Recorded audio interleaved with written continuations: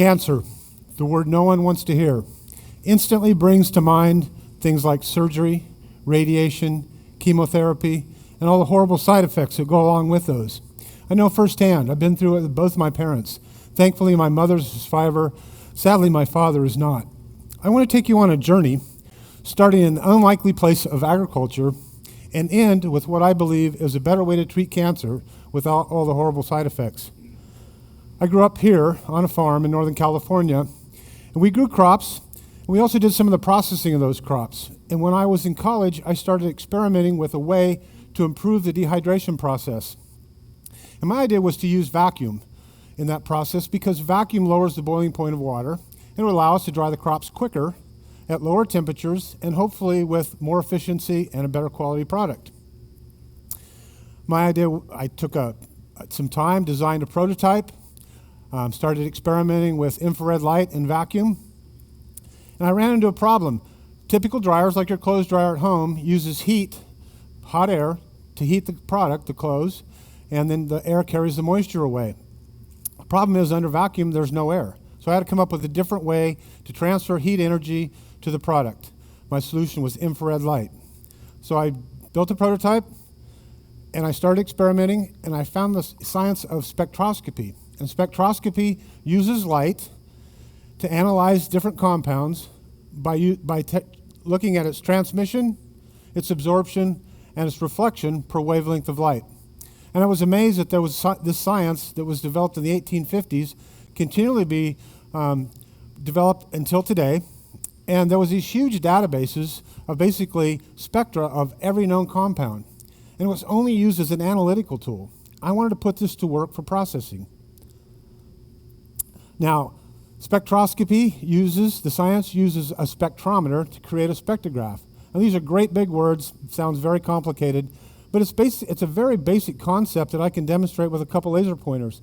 This is 650 nanometer red light, and this is 540 nanometer green light. And if I shine the green light on my finger and actually cover the laser, it stops it. It's absorbing the light. But if I use the red light, shine it on my finger, and cover it, you can see that it transmits through my finger. So those are the basic concepts of spectroscopy. So here's a spectra of rice. Now we want to put this to work. This has the wavelength of light across the bottom, starting at 1,000 nanometers. This is 650 nanometer. So this is just outside of visible light. This is how much it is absorbed for each one of the wavelengths. And I was ready to put it to work, except I needed to know what was underneath these peaks. Instead of just heating everything with infrared light, I wanted to be specific and selective. So we broke rice down to its components. This is where water absorbs and the peak associated with that. This is where starch absorbs. This is where protein absorbs. And this is where oil absorbs. And oil is the most delicate substance in the rice. And if you overheat it, it oxidizes and the rice tastes rancid. But you can see at this wavelength right here, this band of wavelengths, water absorbs more than the rest of the rice, and the more delicate substances absorb very little. So now we can process rice. So this rice was dried in hours instead of days, and we had higher quality. So now our rice is dry. We're ready to store it. But it's not safe. Billions of dollars are lost every year due to insects.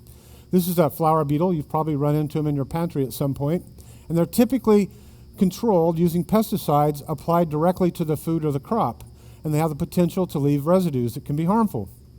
I wanted to put light to work to solve this problem, and so we used light. We targeted this insect's internal fluids, and we instantly converted them to vapor, and we were able to explode them, pop them like popcorn, and they actually pop up in the air. So now we've used light as a tool to kill an insect with light, and light leaves no residue. When you turn the switch off, light's gone. You have a bug left over, but he's dry and crispy and it's easy to blow out.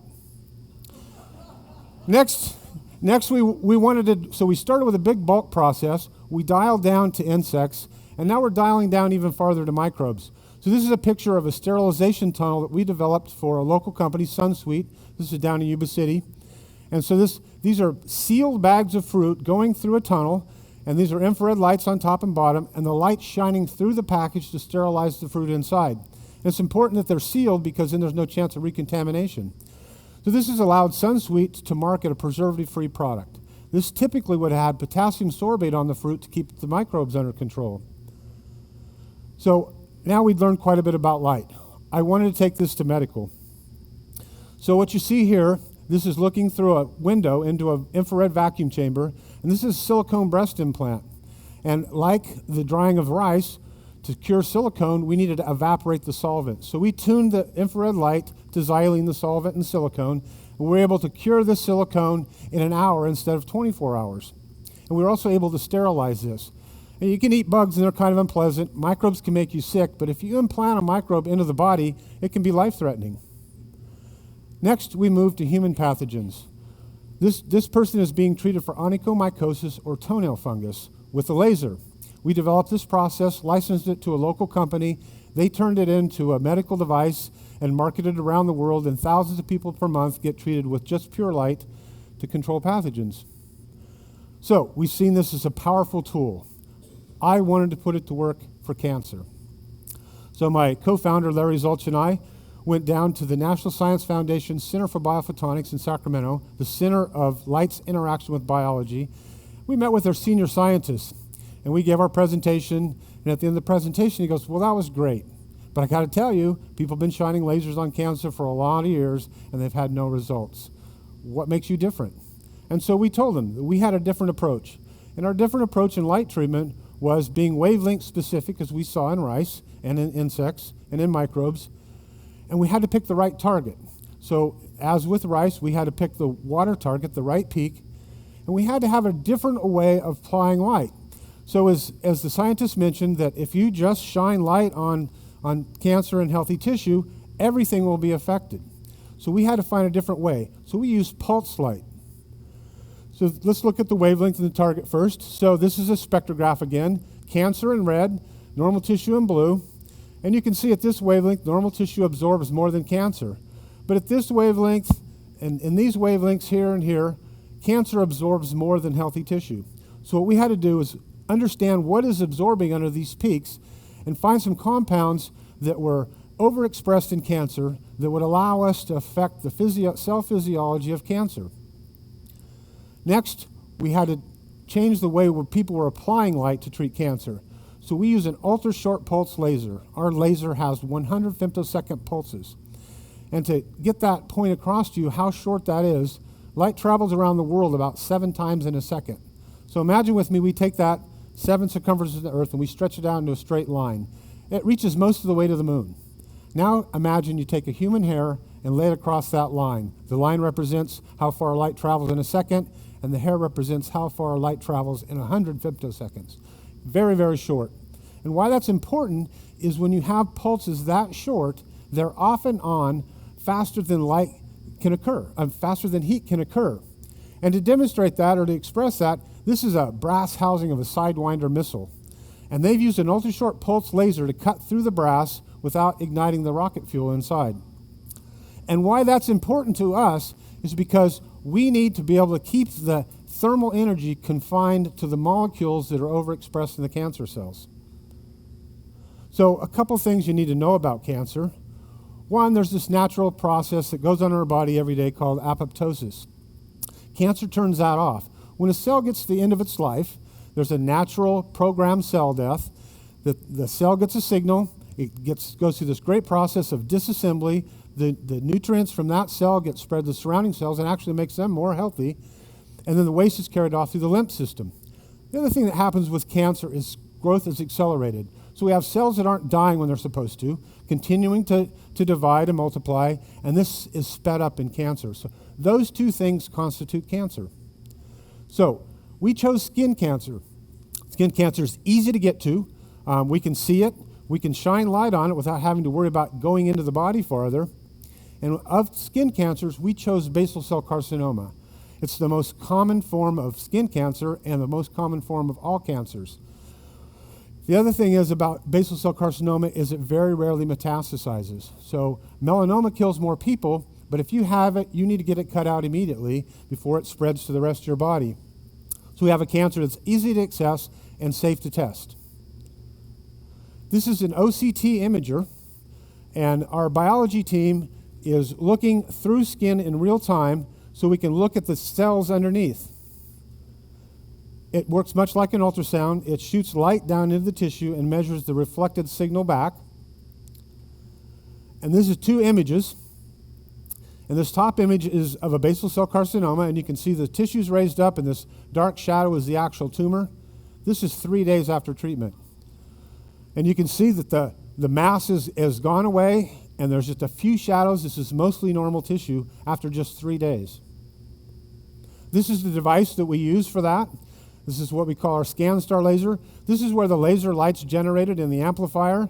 The energy is directed down to the second level, and it's converted to the wavelength that we need specifically to treat cancer, and then it's directed up through this articulated arm. This is the device. It's down at Davis for our phase 1 clinical human trials. And the light comes out this articulated arm, down through in this handpiece. There's scanning mirrors in here that raster scan across the skin. The clear tube's put on skin. The triggers are pulled, and in 8 minutes, someone's treated. Right now, we're doing 7 8-minute treatments, and we're clearing cancer. FDA requires us to do animal trials before we can start treating human. And so what you see here is a new model that we've developed with Jackson Laboratories and Sutter Health. We wanted to test this not in cell cultures with light that don't really represent the real human body. So we developed this process where we implanted a human tumor into a mouse. And these are human hairs growing out of the mouse. And we use the OCT imager to actually determine what part of this is cancer and what part of it's healthy. We can scan across the mouse tissue, the healthy and cancerous tissue, and just the cancer is affected. The hairs continue to grow. Healthy human sweat glands still survive in the tumor or in the graft. This is a microscopic picture of a basal cell carcinoma. You can see it's very well defined. You can see that the cell structure is different in the cancer cells than it is in the healthy cells around it. This is a microscopic picture of tissue after we've treated it. You can see that the tumor's gone, and the apoptotic process that we restarted has converted or has replaced the cancer cells with healthy cells. Now, we showed this to the scientist that said that people have been shining light on cancer for a long time without any results. He saw this and he said, "Congratulations." So beyond basal cell carcinoma, so melanoma is a very dangerous skin cancer.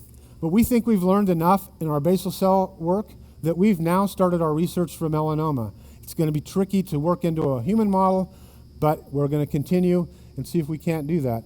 We also have patents for other cancers like breast cancer and prostate cancer.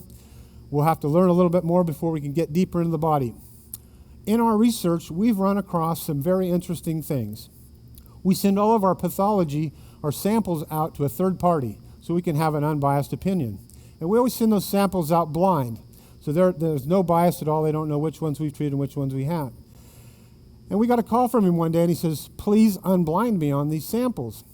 And we said, "Sure, we'll send you the key. We always do." And he goes, "No, I want to know today." He said, "What did you do to these 2 samples?" And we said, "Well, sure, I'll tell you, but why do you want to know?" And he says, "Because the epidermis, the surface of the skin, and the dermis are unaffected, but the adipose layer, or the fat cells underneath the skin, are gone." And that's really interesting because when you diet, your fat cells don't go away, they just deplete. And so they're just sitting there waiting for you to eat too much again so they can fill back up. The process we've run across actually eliminates those cells. So you have a cancer, you scan across it, and the cancer goes away. I started this talk with how cancer affected my family. I'm ending it with a promising new technology that can be positive to all of our families. Thank you.